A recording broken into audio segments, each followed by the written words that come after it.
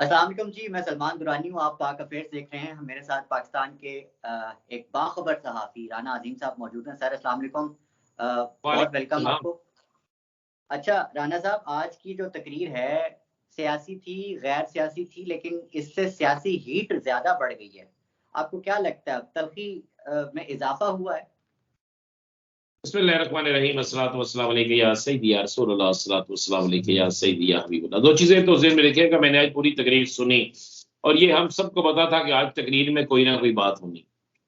दो चीज़ें बड़ी क्लियर है कि एक तो साने मशरक़ी पाकिस्तान का सुमा सारा पाकिस्तान की सियासत में डाल दिया गया, पाकिस्तान की सियासी जमातों में डाल दिया गया। ये भी बता दिया जाता उस वक़्त सियासी जमात कौन-सी थी। सबको पता था उस वक़्त सियासी जमात पाकिस्तान पीपल्स पार्टी थी।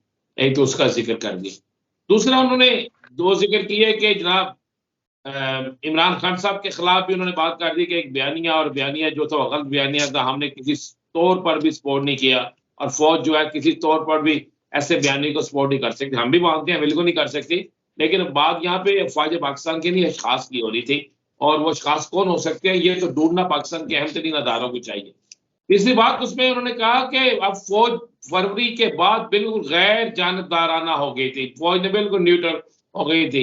लेकिन फरवरी के बाद तो बहुत से मामलात ऐसे हुए दुरानी साहब, ऐसे है कि कुछ प्रेस कॉन्फ्रेंस से कुछ और मामलात और बल्कि मुझे तो बहुत से लोगों ने कहा कि हमें हदायत मिली है कि हमने किस तरफ जाना है। तो फिर जब न्यूट्रल हो गई थी फौज, सारा कुछ न्यूट्रल हो गया था, तो फिर ये करने वाला कौन था? कौन था जिसने फौज को नुकसान पहुंचाने की कोशिश की? कौन था जो पाकिस्तान के अहम तरीन अदारे को नुकसान पहुंचाना चाहता था? ये जवाब भी आज देना चाहिए था। लेकिन आज की तकरीर के बाद अगर आप कहें कि दर्जा हरारत बढ़ गया है या कम हो गया, मेरा ज़ाती नज़रिया है कि आज की तकरीर के बाद ना दर्जा हरारत कम हुआ है, ना ज़्यादा हुआ है। दर्जा हरारत ऑलरेडी बढ़ रहा है और बड़ा तेज़ी से बढ़ रहा है और वो दर्जा हरारत का इस तकरीर से दूर-दूर तक कोई तल्लुक नहीं है। दर्जा हरारत का तल्लुक जिन चीज़ों से है, वो चीज़ें दुरानी साहब बड़ी अहम चीज़ें हैं। मैंने कल के अपने व्लॉग में एक बड़ी चीज़ बड़ी वाज़ेह की थी कि एक वज़ीर कल बड़ी देर तक रोता रहा है। वो वज़ीर कौन था? मुझे तो पता है वो वज़ीर कौन था, वो रोया क्यों है? और उसके रोने के पीछे असल वजूहात क्या थी? 3 वज़रा थे, एक बड़ा रोया, उसको किसकी तरफ से डाँट-डपट हुई, उसको क्यों रुलाना पड़ा? और आज भी इस वक़्त जो पीडीएम का इजलास शुरू हुआ है, जो पीडीएम के इजलास में गुफ्तगू शदीद चल रही है, उसमें भी किसको क्या कहा जा रहा है। इस तकरीर को आज ना आप बस उसको अलविदाई तकरीर समझें और इस तकरीर में जो गुफ्तगू हुई है, उसका सारा जो महवर होगा, सारी चीज़ें जो होंगी, वो 2 से 3 घंटे की हैं, उसके बाद ख़त्म हो जाएँगी। असल मामलात, असल चीज़ें जो है, जो दर्जा हरारत बढ़ना है, वो अगले 24 घंटों में बढ़ना है और इस कदर ज़्यादा बढ़ना है कि उसके बढ़ने से कई लोगों का ब्लड प्रेशर लो हो जाना है। आप ये ज़हन में रखिए। अच्छा राना साहब, आपको अगले 24 घंटे में कोई मिसएडवेंचर होता नज़र आ रहा है इस्लामाबाद रावलपिंडी में? नहीं, इस्लामाबाद रावलपिंडी में नहीं होगा। मैं आपको बड़ा एक एक तो मैं आपको 2 चीज़ें क्लियर कर दूँ, 6 नाम गए हैं। फैसला उन 6 नामों में नहीं होना। फैसला पहले मुझे 3 नामों में लग रहा है, 3 से 4 नामों में, इससे ज़्यादा नहीं। और जो आइन का जो किसी के ज़िक्र हो रहा है, बहुत ज़्यादा। किसका जी? आइन का ज़िक्र हो रहा है, आइन, आइन वाला आइन। आइन का ज़िक्र होगा तो फिर आइन में भी वे पहले आप 4 में ही रखेंगे ना, 5वां कोई नहीं, ना छठा होगा।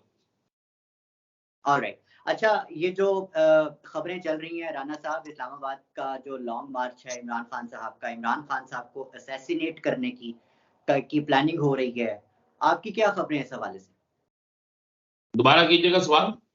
इमरान खान साहब को दोबारा हिट करने, दोबारा असैसिनेट करने की अटेम्प्ट की जा रही है। आज वज़ारत दाखिला की तरफ से एक थ्रेट लेटर भी जारी हो चुका है। 2 दहशतगर्द भी इन्होंने पकड़ लिया। आपकी क्या इत्तलात हैं इस हवाले से? 4 दहशतगर्द पकड़े जी, 2 दहशतगर्दों ने कहा जी हमने तो पिंडी में जाके ये करना था। एक दहशतगर्द पकड़ा जिसने कहा जी ये दाइश का बहुत बड़ा कमांडर था और उसके बाद पिंडी में आके रह रहा था और इसने एक जाली शनाख्ती कार्ड बनाया हुआ था। एक और शख्स पकड़ा, उसने कहा जी मेरा टारगेट पिंडी था। ये सारे दहशतगर्द, सारी चीज़ें, सारे मामला जो हैं, ये इमरान खान के लॉन्ग मार्च से पहले ही क्यों पकड़े जाते हैं? उससे बहुत पहले या उससे बहुत बाद में क्यों नहीं पकड़े जाते? ये थर्ड लेटर कोई एक दिन मुझे ऐसा था, देखिए मैं बतौर क्राइम रिपोर्टर मैंने इसमें बड़ी स्टडी की है। पाकिस्तान के अंदर कोई एक ऐसा दिन ऐसा नहीं है कि जिसमें ये थर्ड लेटर ना निकले हो। क्या लाहौर के जलसा जो था पीटीएम का, उसमें नहीं निकले थे? ये कोई ऐसी बात नहीं कि इमरान खान जाएगा वहां पे, जलसा करेगा, जलसा करके आएगा और सारा कुछ ठीक होगा। कोई ऐसी चीज नहीं। अगर कोई ऐसी चीज होती है तो ये फिर हुकूमत की जिम्मेदारी है। पाकिस्तान के अदारे क्या सोए हुए हैं कि जिन्हें अगर ये पता है कि हमने 2 या 4 या 6 बंदे पकड़ लिए हैं, जिन्हें पता है कि हम लीड कहां से आ रही है, तो फिर क्यों नहीं पकड़ा जा रहा? इमरान खान के जलसे में लोगों के आने के खौफ से ये सारा ड्रामा किया जा रहा है। अच्छा राना साहब, एक तरफ ये कहा जा रहा है कि इमरान खान साहब के धरने का या लॉन्ग मार्च का मकसद तकर्री को मुतासिर करना है, दूसरी तरफ जो है ये जो तकर्री का मामला है वो चल रहा है, रुक नहीं रहा, जिस पे खान साहब सेटिस्फाइड नजर आते हैं, कोई भी आ जाए। आपको क्या लगता है कि ये जो मुख्तलिफ साजिशी थ्योरियां हैं, ये किस हद तक इस पर यकीन करना चाहिए? दो चीजें ध्यान में रखिएगा। इमरान खान साहब जिस दिन इस्लामाबाद जा रहे हैं, पिंडी जा रहे हैं, उस वक्त तक तैनाती हो चुकी होगी। इसलिए ये कहना कि इमरान खान साहब तैनाती पर असरअंदाज हो रहे हैं, ये बिल्कुल झूठ है। असरअंदाज उस वक्त होता है कि वो आजकल जाके वहां बैठ जाते और कहते जनाब ये मुझे नाम जो है इसको होना चाहिए, जिसको उन्होंने तो वाजे कहा जिसको मर्जी बना दे। दूसरी बात, अगर हुकूमत ये समझती है, बिलखसूस मैं नाम ले दे तो आसफ अली जरदारी साहब ये समझते हैं या कोई और शख्स ये समझता है कि उनका तजवीज करदा शख्स जो है वो बनेगा, नहीं बनेगा, इस पाकिस्तान का तजवीज करता शख्स ही जो है वो आर्मी चीफ होगा। और आर्मी चीफ हमेशा पाकिस्तान के अंदर अपने अदारे की रैपो को बेहतर करता है। और 120 के डिग्री से आप यू टर्न देखिएगा कैसे होते हैं। अब मेरे पास तो गुरानी साहब बड़ी खबरें हैं, बड़ी अहम, मैंने आज बड़ी स्टडी की है। मेरे पास तो इतला ये है कि तैनाती होने नहीं दे, उसके बाद 41 लोग ऐसे हैं कि जिनका मुल्क से बाहर जाना मना हो जाएगा और उन 41 लोगों में ज्यादातर हुकूमती अफराद शामिल। अच्छा, तो ये जो तकर्री है और ये जो कल शहबाज शरीफ और आसिफ जरदारी की मुलाकात है, इसमें क्या कनेक्शन नजर आता? कुछ भी नहीं, दोनों एक दूसरे को खिला रहे, दोनों बेबस हैं। एक ने सिर्फ इतना कहा है, किया कोशिश की है कि एक नाम डलवा के उसने कोशिश की है कि मैं ये तासर दूं, हालांकि नाम उसने डाला, ये नाम पहले से ही डला हुआ था। कुछ नहीं होगा, कोई चीज नहीं होगी, पहली दफा मुफाहमत की बादशाह को शिकस्त होगी। अच्छा राना साहब, एकदम यूरोप की सैर का फैसला हो जाता है और आपको क्या लगता है कि लंदन की सुनी गई है या रिजेक्ट हो गई है टोटली?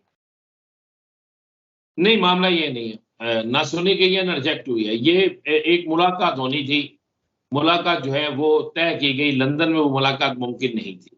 वो मुलाकात इटली के एक बड़े मारूफ जजीरे में तय की गई, उस जजीरे में रखा गया और स्विट्जरलैंड से स्पेशल एक शख्स जो है वो वहां पे आया। उस शख्स का नाम जो है वो असफ रैच नाम है उसका, और वो वहां पे आया। वो मियाँ साहब के साहबजादे का पहले क्लाइंट होता था, वो पार्टनर है और एक जजीरे पे इनको रखा गया है। वो जजीरा इटली का जजीरा है, उस जजीरे में किसी को जाने की इजाजत नहीं है। वहां पर कोई 4 अहम मुलाकातें हैं, उन अहम मुलाकातों का सिलसिला रात को शुरू होगा। उन मुलाकातों में ये तवक्को रख रहे हैं कि शायद आने वाला मुस्तकबिल इनका कुछ बेहतर हो जाए, लेकिन ऐसा होता मुझे नजर नहीं आ। वो मुलाकातें क्या है अगले 24 घंटे में कम से कम मैं जरूर ब्रेक करूँ। अच्छा राना साहब, जाते जाते एक अहम सवाल, आपको लगता है कि राना सनाउल्लाह और उसका जो हैंडलर है इस्लामाबाद में, इमरान खान पर असैसिनेशन का कोई अटेम्प्ट करेगा या इस लॉन्ग मार्च में कोई हादसा ऐसा करवा सकते हैं? आप एक चीज ध्यान में रखिएगा और ये चीज बिल्कुल नोट कर लीजिएगा आज के टाइम और वक्त के मुताबिक, अगर कोई ऐसा मामला करने की किसी ने भी कोशिश की तो शायद फिर पाकिस्तान के अंदर इस्तेहकाम ना रहे।